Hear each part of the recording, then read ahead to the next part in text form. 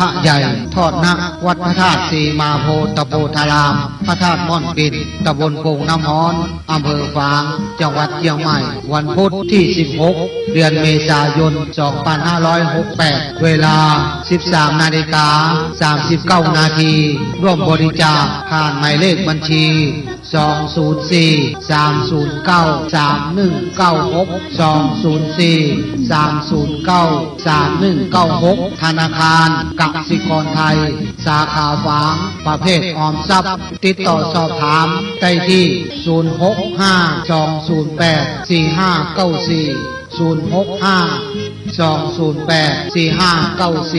065-208-4594 พระจำเริญโชติธรรมโม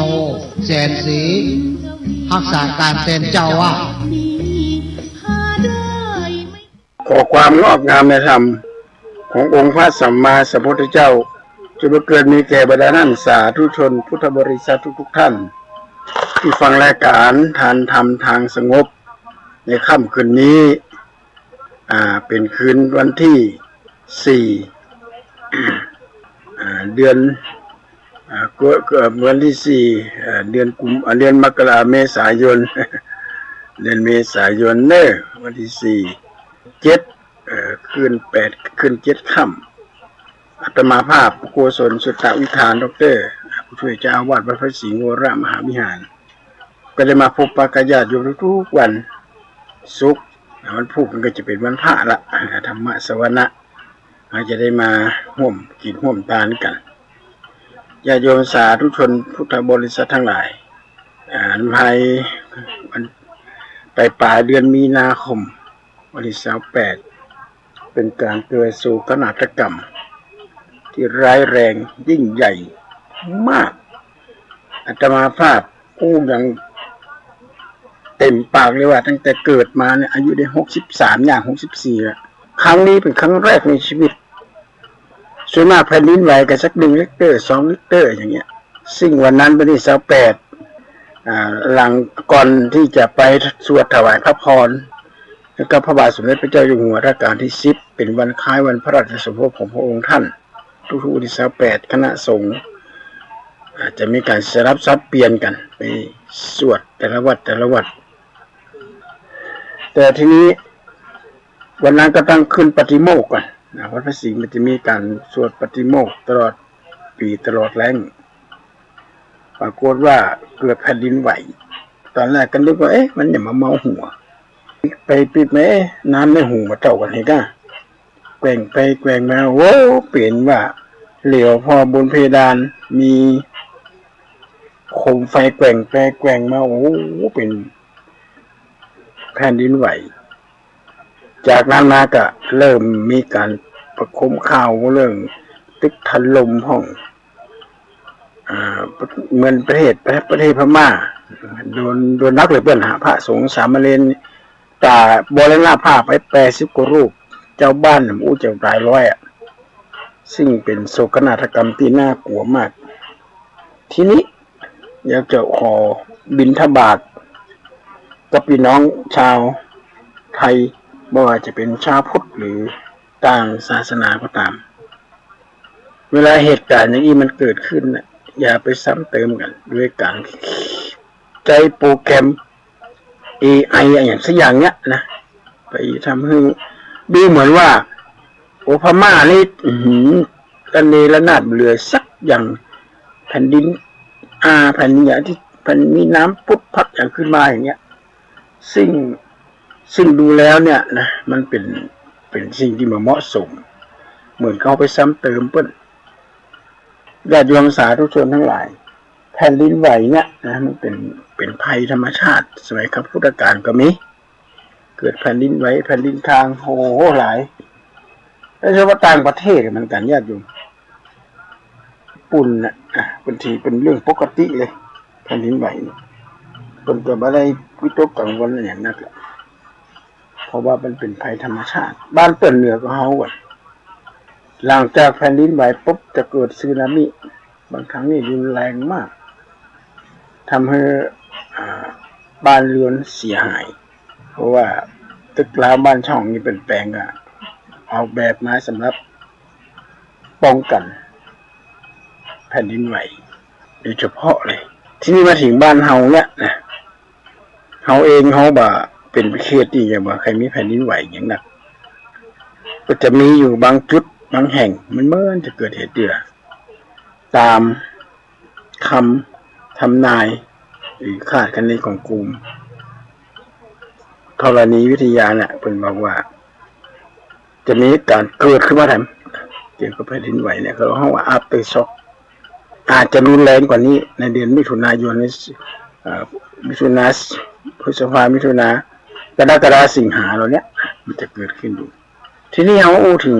ความมาจีรังยั่งยืนของโลกไปเนี้ยโลกที่เขาอาศัยอยู่เนี้ยพระองค์ก็เลยบอกว่าอันนี้จังคู่ขังอนัตตาสิ่งเหล่านี้มันเหมือนใจแน่นอนวันนี้เขายิ้มมันผูกไขหัวคือมันสิ่งเหล่านี้เขาไม่สามารถที่จะไปห้ามปรามไม่บังคับอะไรอย่างก็ไม่ได้มันเปลี่ยนไปด้วยอัตโนมัติญาติโยมสาธุชนทั้งหลายแผ่นดินไหวแผ่นดินค้างแต่สิ่งหนึ่งที่มันยิ่งกว่าแผ่นดินไหวแล้วคือจิตใจของคนวันไหวกับสิ่งเหล่านี้เอาจิตเอาใจไปจิตไปจออย่างจิตใจเขาวันไหวจิตใจวันไหวก็น่ากลัวกว่าแผ่นดินไหว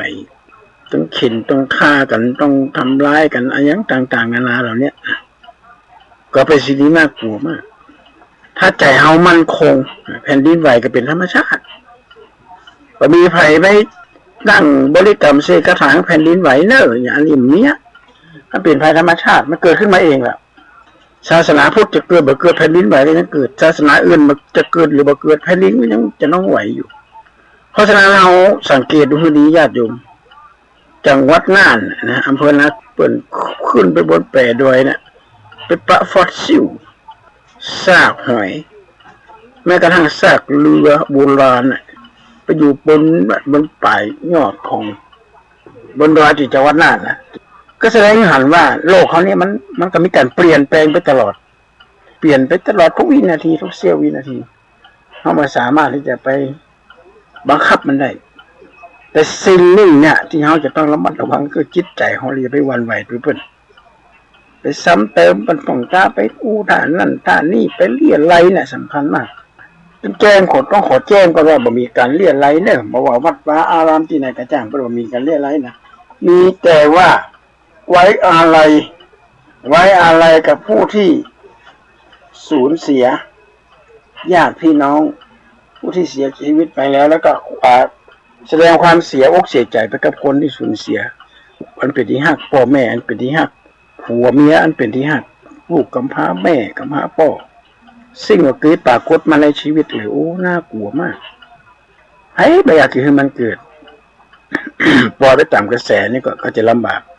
เพราะนั้นญาติโยมสาธุชนทุกท่านรักธรรมในทางพุทธศาสนา 84,000 พระธรรมขันธ์ที่พระพุทธเจ้าตรัสไว้น่ะเนี่ยคือเป็นเกราะป้องกันอันตรายที่มันเกิดขึ้นจากภัยธรรมชาติที่พระพุทธเจ้าตรัสไว้ในธรรมนิยาม 5ที่อาตมาว่าอะไรทั้งครั้งก่อนแล้วนะอุตุนิยามพิชนิยามกิจจนิยามกรรมนิยามแล้วก็ธรรมนิยาม5อย่างสิ่ง5อย่างนี้มันจะเกิดขึ้นตลอดตถาคตเจ้าจะอุบัติขึ้นหรือบ่อุบัติขึ้นเนี่ยสิ่งเหล่านี้ก็จะเกิดขึ้นอยู่ตลอดอุตุนิยามในฤดูกาลเนี่ยฤดูกาลนี่ก็รวมไปถึงแผ่นดินไหวก็เกิดน้ำท่วมอย่างนี้มันเป็นภัยธรรมชาติเป็นตามนิยามของธรรมชาติเขาอาจจะเสียชีวิตกับสิ่งเหล่านี้ก็ได้หรืออาจจะเจ็บก็ได้พิชนิยามคืออู้กันว่าเกิดขึ้นจากการของเขาว่าอย่างกรรมพันธุ์อันนี้มาอู้กันละจิตนิยามอันนี้สำคัญเหมือนกันเลยนี่นะจิตนิยามเนี่ยเขาว่าจิตใจประกอบไปด้วยความโลภความโกรธความหลงความโลภเนี่ยสำคัญมากในการก่อสร้างวัตถุศาสนสถานอย่างต่างๆนานาเนี่ยปล่อยปละละเลยไม่ได้นะอันตรายมากบางคนก็ใช้วัสดุที่ไม่ได้มาตรฐานบางคนก็ออกแบบมาถูกต้องหรือจ้างบริษัทที่ไม่ได้มาตรฐานมาทำเนี่ยปัญหาเรานี้จะเกิดเพราะฉะนั้นจิตนิยามเนี่ยนะ จิตนิยามนี้มีความสำคัญมากจิตนิยามนี้มีความสำคัญต่อการดำเนินชีวิตถ้าหากว่าเฮาปล่อยจิตปล่อยใจเนี่ยไปตามกับวิถีชีวิตนะกับจิตกับใจจะเริ่มละถึงเขาดูร้อนกับถึงเมื่อถึงวันนี้แหละเพราะมันมีจิตจะประกอบไปด้วยความโลภความโกรธความหลงเอาความโลภนี่แหละที่สำคัญมากโลภอยากจะได้สตางค์โลภอยากจะได้ของที่ไม่ได้มาตรฐานแล้วเอามาสร้างเอามาอย่างเนี้ยเขาขอให้ตรวจสอบอะไรอย่างกันให้ดีๆเนี่ยเกิดปัญหามันเกิดขึ้นมาเนี่ยมันจะลำบากแต่ก่อนเอาในอนุมัติในการค้ายาค้ากัญชาเสรีค้าใบกระท่อมเสรีอยากกินก็กินอยากสูบก็สูบเป็นจะได้พ่อคนสูบกัญชาเกิดคุ้มข้างฆ่าแม่ฆ่าพ่อไปฆ่าเจ้าอาวาสก็มีไปสูบกัญชาเกิดความคุ้มข้างขึ้นมาเนี่ยอ่านก่อนเอาใจวิจารณญาณให้ดีกันจะออกกฎหมายออกระเบียบอะไรอย่างต้องนึกให้ดีว่าสิ่งเหล่านี้นะมันมีเป็นดาบสองคมถ้าเราอนุมัติหรือว่าเราเชื่อนะเชื่อสิ่งเหล่านี้ถ้าเราเชื่อกับสิ่งเหล่านี้ก็จะทำให้เราเกิดความเราเชื่อเหล่านี้นะจะลำบากจิตตังสุขาวหาเนี่ยจิตที่ฝึกดีแล้วย่อมนำความสุขมาให้ถ้าบังคับความโลภความโกรธความหลงได้เนี่ยผมก็จะไม่มีความสุขกายสบายใจปัญหาเราเนี่ยที่มันเกิดขึ้นเกิดจากความโลภความโกรธความหลงความโลภความโกรธความหลงมาจากไหนมันจะจิตใจของเราเองถ้าบังคับจิตใจแบบปรุงแต่งเนี่ยสำคัญมากภาษาอังกฤษคนสมัยโบราณมันแปลงใจเจยุงเจดีนครปฐมแล้วมหันถล่มเจดีวัดพระสิงห์กับมหันมีปัญหาสักอย่างมีห้อยล้าห้อยอย่างสักอย่างเลยเจดีวัดพระราชนิพนธ์ใช้ก็บอกเป็นยังหลายเจดีก็บอกเป็นยังสูงเท่ากับตึก15 ชั้น30 ชั้นแต่ก็บอกเป็นยังเพราะอย่างคนสมัยก่อนมันเป็นสร้างอย่างสร้างมาด้วยจิตใจอันเป็นมงคลพยายามสร้างมาให้เกิดปัญหาขึ้นมาเนี่ยก็มาจากความโลภความโกรธความหลงเนี่ยคือเรื่องสำคัญมากจิตเนี่ยกรรมนิยามเกิดจากการกระทำของมนุษย์เราแหละจะเป็นจะตายเนี่ยอันตรายมากๆเลยอ่านข่าวดูข่าวในหนังสือพิมพ์ดูในเฟซอะไรอย่างขึ้นมาแล้วโอ้น่าสงสารแล้วประเด็นนี้มีอย่างหนึ่งคือทำโปรแกรม AI จุเจ้าบ้านโอ้เจ้าบ้านจังประเทศพม่าดินแตกกับงับน้ำไหลมาเป็นน้ำฮ้อนน้ำหยังกระมุก็ไปตรวจสอบว่ามีจริงเลยเสร็จเรียบร้อยเมก็มีการเรียนอะไรกันละเรียนอะไรเอาสตางค์ไปช่วยเพราะฉะนั้นญาติโยมสาธุชนทั้งหลายถ้าจะกินจะตานจะให้จะหอมเนี่ยต้องเป็นหน่วยงานราชการถ้าห้ามกินห้ามตานเซ็ตเปิ้นจะมีใบอนุโมทนาบัตรหรือใบเซ็ตรับเงินมอบให้นอกนั้นยาเลยแม้กระทั่งบริจาคทางออนไลน์อย่างอาจารย์ต้องเช็คให้ดีๆคนสมัยนี้มันมีความโลภความโกรธตัวความโลภหนักแทนที่จะเอาความหายนะที่มันเกิดขึ้นเอามาช่วยเหลือชาวบ้านกันมีทรัพย์สินเงินทองมีอย่างต่างๆนานาน่ะเศษเหลือเนี่ยเตรียมมาช่วยเหลือคนประสบปัญหาเพราะปัญหามันเกิดขึ้นในน่ากลัวมากเลยญาติโยมปัญหานี้มันเกิดขึ้นเนี่ยก็เพราะอย่างเนี่ยเอาหูดูแล้วลูกล่ะกำพร้าพ่อบางคนกำพร้าแม่บางคนเราจะได้ยินมันเนี่ยกำพร้าทั้งพ่อทั้งแม่เลยพ่อแม่ไปทำงานในตึกถล่มลูกล่ะเอาเป็นพ่อแม่เป็นแสงสว่างในการดำเนินชีวิตพ่อแม่ก็มีอันเป็นอันตรธานหายไปเลยกับตึกอันนี้อันตรายมาก เพราะนั้นช่วงสงกรานต์ที่จะถึงเนี่ยนะสงกรานต์ที่จะถึงนี่ก็คือวันที่13เป็นต้นไปเปิดห้องว่า7 วันอันตรายอันตรายก็หมายถึงว่าอันตรายจากอะไรอย่างนั้นอันตรายก็เกิดจากอย่างเกิดจากการดื่มน้ำเมานั่นแหละ90%นะญาติโยมจากการดื่มเครื่องดื่มที่มีแอลกอฮอล์บางคนนะเสียชีวิตไม่ได้ดื่มเหล้านะไม่ได้กินเหล้าไม่ได้ดื่มมันเบียร์ดื่มเหล้าเฮียงก็ต้องเสียชีวิตเพราะอย่างคนกินเหล้ามาโจรเขาใส่ มันการดื่มเหล้าการดื่มสิ่งเสพติดเหล่านี้มันจะว่าจะเกิดขึ้นกระตุกเก่าอย่างนี้ทำให้ครอบครัวเดือดร้อนอย่างที่นักศิลปินท่านหนึ่งนะขับรถเมาไปโจรก็ใส่ลูกอย่างกับว่าเป็นอย่างเขาไปฟ้องร้องกันมูลค่าเป็น20 กว่าล้านนะญาติโยม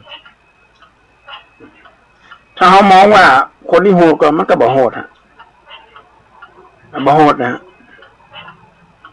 ถ้ามองกับแท้ๆนะมองกับลึกซึ้งชีวิตคนนะ20 ล้านจะซื้อได้ก็24 ล้านเนี่ยลูกทั้งคนพ่อแม่เลี้ยงมาเนี่ยความหวังเนี่ยเป็นบอกว่ามีกิจหมายให้เจ้าเฝ้ารับใช้ยามป่วยไข้หมายให้เจ้าเฝ้ารักษาถึงยามรับดับขันลงชีวาหมายให้เจ้าปีตาเวลาตายความหวังของพ่อแม่แบบนี้แล้วลูกก็ต้องมาตายก่อนแม่ก่อนพ่อถูกรถเฉี่ยวรถชนจากบุคคลที่กินเหล้าเมาแล้วก็ขับแล้วก็เกิดอุบัติเหตุ7 วันอันตรายในญาติโยมเพราะนั้นเป็นปริศนาธรรมของคนสมัยก่อนว่าราศีของเราไม่อยู่ไหนอันดับแรกตื่นขึ้นมาราศีอยู่ที่หน้าก็คือหน้าที่นั่นแหละเกิดเป็นคนต้องทำหน้าที่มันถูกต้องเนี่ยหลวงพ่อพุทธทาสบอกว่าการทำปฏิบัติธรรมะก็คือการปฏิบัติหน้าที่เป็นตำรวจต้องเคารพต่อหน้าที่เป็นนักเรียนต้องเคารพต่อหน้าที่เป็นพ่อเป็นแม่ต้องเคารพต่อหน้าที่ให้เกียรติซึ่งกันและกันหันความรู้สึกของลูกเลยแล้วอ่อนน้อยเหมือนผ้าขาวที่พับไว้ในญาติโยมเรื่องของเราละพ่อแม่มีนิสัยอย่างไรลูกก็ต้องมีนิสัยตัวอย่างในนิทานชาดกที่ว่ามีนกกระจาบ2 ตัวไฟไหม้ก็มีตัวหนึ่งกับปิ๋วไปตกที่อยู่ของฤาษีอันตัวหนึ่งก็ไปอยู่กับโจร2 ตัวนี้ในสายต่างกันเลยตัวที่ไปอยู่กับฤาษีเนี่ยเจริญพรขอเชิญท่านขึ้นมาข้างบนเนี่ยพอได้ยินฤาษีเป็นอุ้ยถึงว่าขอให้มีความเจริญงอกงามนะอย่างเงี้ยก่อนที่คนเพิ่นจะออกจากอาสมไปม้วนต่างกันกับคนที่เอานกกระจาบตัวเนี้ยเอาไปเลี้ยงในหมู่โจรประกาศแล้วว่าฆ่ามันด่ากันจะปะสะปื้นใช้เส้นเดียวกันญาติโยมเป็นผู้รับเป็นผู้ใหญ่เนี่ยเขาว่าหลักเนี่ยนะผู้หลักเนี่ยคือรักเนี่ยเวลาจะเอาปักอะไรอย่างต้องปักรักหรือมั่นคงมันจะไปปักขี้เปอะหมุนไปกับปักขี้ควายแบบเอ็นไปเอ็นมาเนี่ย เนี่ยเป็นผู้หลักเป็นผู้ใหญ่ต้องดูแลเป็นคนที่มีความหนักแน่นคนสมัยโบราณเนี่ยนะปัญหาการหย่าร้างมีน้อยขนาดเลยอาตมาพาไปดูสถิติแต่ได้ถามเขาเหมือนกันนะจะได้อยู่ด้วยกันเท่าจนแก่เป็นกระบอกว่าคนตะกอนนี่แบบหูจักธรรมะละเขาวัดเขาว่าหูเกิดเรื่องบาปบุญคุณโทษหูจะบาปบุญคุณโทษนะท่านหูอย่างไรท่านโยมก็ลูกตัวน้อยตาดำๆไอ้ท่านถ้าผมทิ้งเขาไปเนี่ยชะตากรรมเขาจะขึ้นยังไงเขาจะเป็นยังไง ไปได้หันหน้าปอนแต่น้อยสตาใส่มองเกิดเมียมาแต่งงานใหม่ มาฆ่ามาบุกลูกมาตีลูกมาเคี่ยนลูกแล้วคนสมัยก่อนเป็นอยู่ด้วยกันด้วยคารวะธรรม4ประการอยู่ด้วยกันถึงจะอยู่ด้วยกันเหมือนเพราะฉะนั้นตื่นเจ้าขึ้นมาเนี่ยนะราศีอยู่ที่หน้าก็คือหน้าที่ถ้าเป็นนุ่มเป็นแน่น เป็นละเอกละอ่อนก็ต้องทำหน้าที่ในการศึกษาค้นคว้าหาความถ้าเอามาควรคอยหาความรู้ตอนเนี้ยใหญ่มาแก่มาล่ะเขาจะเอาความรู้จากไหนมา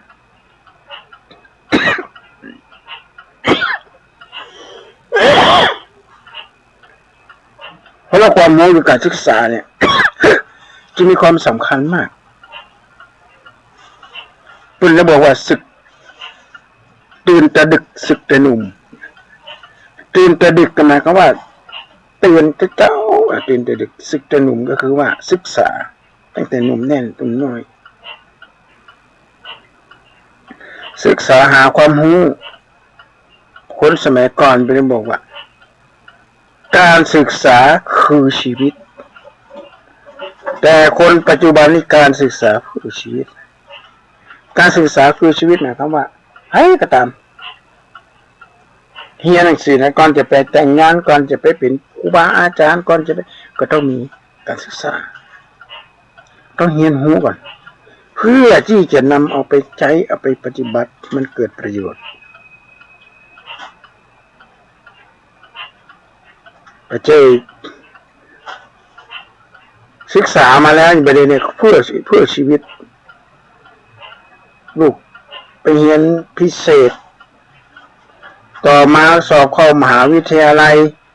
ไปเป็นวิศวกรไปเป็นสถาปนิกไปเป็นตำรวจไปเป็นแพทย์อย่างต่างๆนี้ก็พยายามไม่จะทุนคืนล่ะ เป็นวิศวกรอะไรอย่างเกษตรได้เกษตรอะไรอย่างทำอะไรกันแล้วเพราะว่าทุกคนฝากชีวิตไว้กับชีวิตวิศวกรหรอกติดลำบันช่องอย่างต่างๆนานาเนี่ยนะก่อนจะเซ็นในโรงงานในต้องผ่านวิศวกรถ้าวิศวกรบอกว่าโอ้ว่าถูกต้องเลยก็ไม่ได้ละเพราะคำนวณนี่แม่นยำคนแต่ก่อนสมัยก่อนนี่บอกหูธรรมะนะแต่มีธรรมะมีหัวใจคือจิตได้สำเร็จจิตได้สำเร็จตอนเจ้าราศีอยู่ที่นั่นคือหน้าที่เจ็ดตัวเต้าขึ้นมาแปะล้างหน้าแต่งฟันแต่งหน้าทาเล็บวันนี้ไปกับจานแดนปีกออกบ้านลำตะกี้ข้างในนี่ตอนขวายนั้นตอนบ่ายราศีที่หน้าอกคือหมายความว่าคนที่จะเป็นพ่อคนแม่คนจะเป็นผู้นำของคนเนี่ยต้องรู้จักอกเขาอกเห่าสิ่งที่อู้ไปเนี่ยมันถูกต้องก่อนสิ่งที่กระทำไปเนี่ยมันถูกต้องก่อนถูกต้องตามกาลเทศะก่อนและที่สำคัญมากถ้าหากว่ามันมาถูกต้องตามกาลเทศะเนี่ย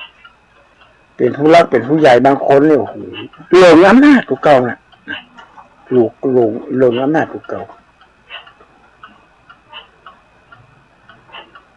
คือว่าไผ่อย่างนั้นมาได้อยากทำอะไรอย่างก็ทำอยากนั่นก็มาได้ฮะเพราะจะต้องปฏิบัติหมายความว่าเฮียนหูรักของหน้าที่ของสามีหน้าที่ของภรรยาหน้าที่ของลูกหน้าที่ของครูบาอาจารย์หน้าที่ของเบาไพ่หน้าที่ของสมณะก็นี้หมดหลักธรรมในทางพุทธศาสนาที่พระเจ้าทรงตรัสเอาไว้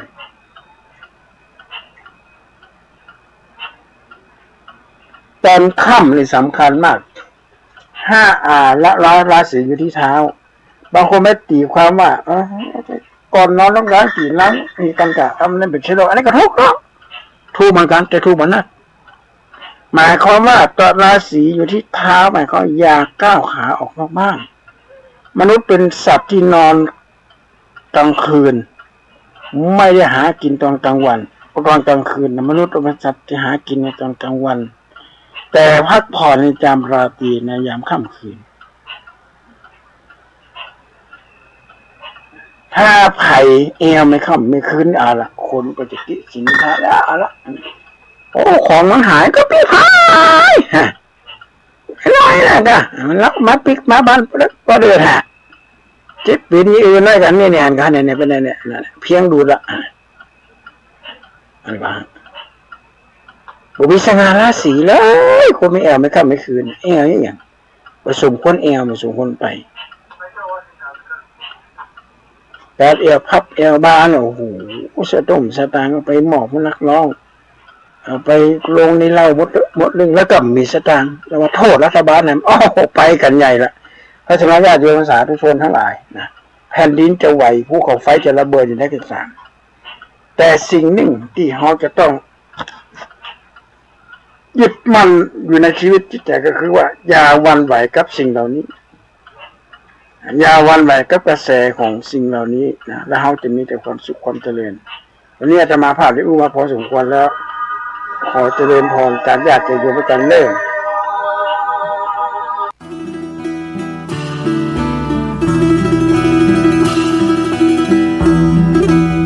เปลวเทียนให้แสงป่าไม้แดงให้ความรู้คณะสงฆ์อำเภอชัยประการร่วมกับโรงเรียนพระปริยัติธรรมวัดป่า